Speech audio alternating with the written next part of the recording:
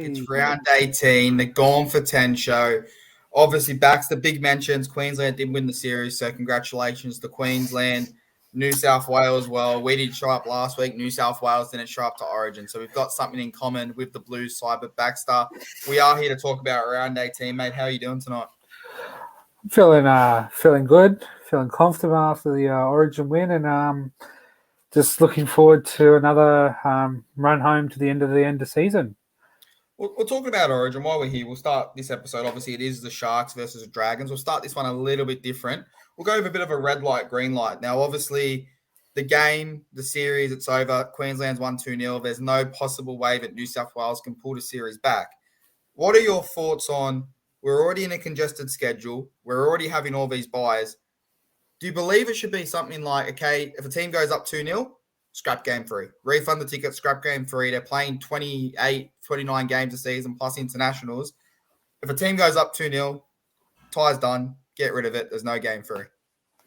No, I like game 3, but I'll do one better. Maybe having 6 weeks in the middle of the year, just everybody stops and you go play your representative football, and then once it's all over and done with, you come back and go back in your clubland footy. All I know is I'd be absolutely filthy if we had a few injuries. Say Cowboys go out this week and 4 of their players get injured next weekend in Origin. You're going to be absolutely filthy. It was a dead rubber, but obviously they want to win. So my thoughts behind that, but we'll talk about that a little bit later. I don't really want to talk about Origin. If you've realised, whenever New South Wales loses a game, I disappear for a week and I blame it on my computer, but it works the week after. So let's jump straight into it. It is a blue side. It is the Cronulla Sharks. Baxter, I'll throw it across to you to talk about this team. Yeah, Willem Kennedy, Sierra Couture, Jesse Raymond, Sifasa Talakai, Ronaldo Militaro, Matt Moylan, Nico Hines, Oregon Kafusi, Blake Brayley, Braylon Herman Ueli, Brighton Nakota, Tig Wilton, Darren Funukane, Cameron McInnes, Thomas Hazelton, Wade Graham, Jack Williams, Wade Graham, Connor Tracy in the mysterious number jersey there. MH, Tony Rudolph, Braden Trindle, and Jesse Colohuin to round out Jesse C. Jesse C. Oh, I'll try to pronounce his last name, give it a go, but to round out the extended squad. And look, from all reports, last week they had the bye. The week before, when they did play the Dogs, they got up 13+, which is impressive to see, especially from the bounce back from the Storm game.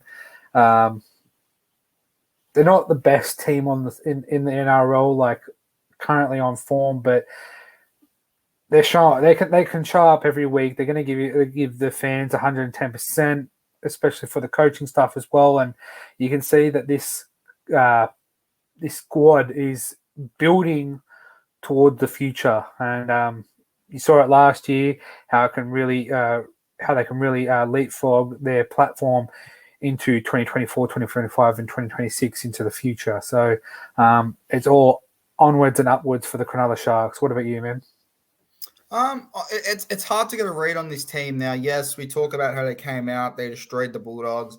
They've come out and they've destroyed these teams, but they're yet to put in a back-to-back performance against a top 8 team. Now, have they been close in some games? Yes, but they're also struggling to win. And I don't know the exact stat, but I want to say maybe one team, if that, they've beat in the top 8.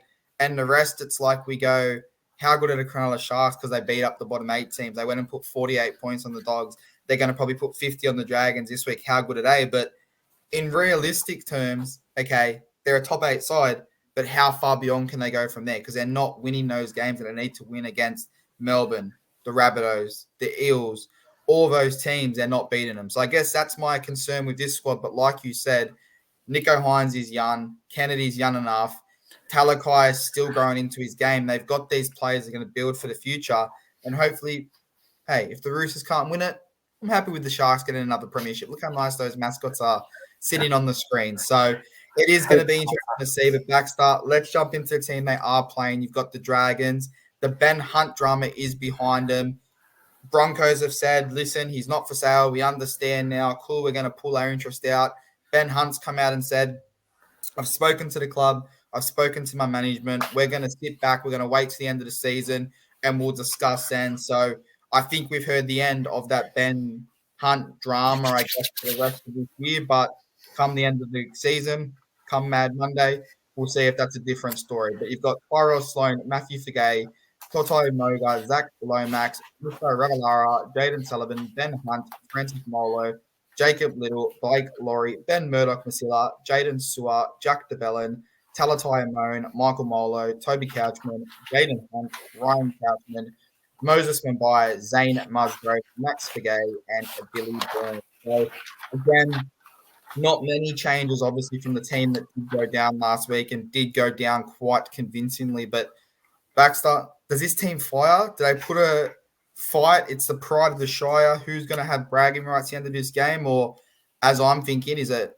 Cronulla Sharks 13 plus? Look, I thought last week that they'd show up at least, gives the fans something to really get behind around the Ben Hunt situation, which they're really saying this is a big shock that he wants to leave and this and that. Well, he said it, I think it was like week 4, week 5 into the season when they said Anthony Griffin's under sort of the chopping block here, and if he goes, what would you do? And he said it in the media that he would consider his future at the St. George Illawarra Dragons. He doesn't want to be a part of another rebuild yet again with another coach. So I understood he wants to put in his immediate release and all that, and I'm happy for the Dragons to stick up their end and say, you're not going anywhere for this remainder of the year. And, if they want to talk about a release at the end of the year, fine by it. But, he signed, was it about a little bit later in time last year, and he signed an extension. So he didn't have to. He could have just seen out this year, knowing that Anthony Griffin was going to be on the chopping block. You could have just really looked into the future and go, well, is Anthony Griffin going to survive the 2023? No, well then I won't re-sign and test myself in the open market, which by all means we could be talking about maybe an early release to the Broncos, given that he would be in his last year of his contract. But no one forced a gun to his head and said sign it. So I think he should see out his contract for the remainder of this year, whether or not they talk about granting him a release for next year. That's postseason stuff, and hopefully they can, as a club, build on this, stamp their authority on where they want to come down hard, and really draw the line in the sand here. So hopefully they can do that moving forward, especially with Shane Flanagan as the new head coach since we've been on the airs. Well, I mean, definitely, if the game was today, Slick Nick, he'd probably put on a bit of a show. His hair would be nice and silky, and he'd probably score about 200 points in Supercoach. But obviously, this game is the Thursday night game. Weather is meant to clear up. It is going to be cold. However, it should be nice and dry going into the game. So I'm going to stick with my prediction. I'm going to go to Sharks 13 plus. I think, yes, Ben Hunt is there. Yes, Ben Hunt is playing, but I think Ben Hunt's mind is somewhere else and he's already looking forward to next season. So I'm not saying he's not going to play well. He's not going to forever game, but I just think in those split decisions where it's going to matter, a little offload, one more tackle, one slide to the right, his mind's not completely in the club. So I think I'm going to go Sharks 13 plus, but Baxter, let us know your prediction and we'll move into Friday night. Going 1-12 Sharks, I think they can they'll do it, but it'll be nice and tight. Well, there you go. 1-12, 13 plus. It's the first game of the round, and we already have something different. But Baxter,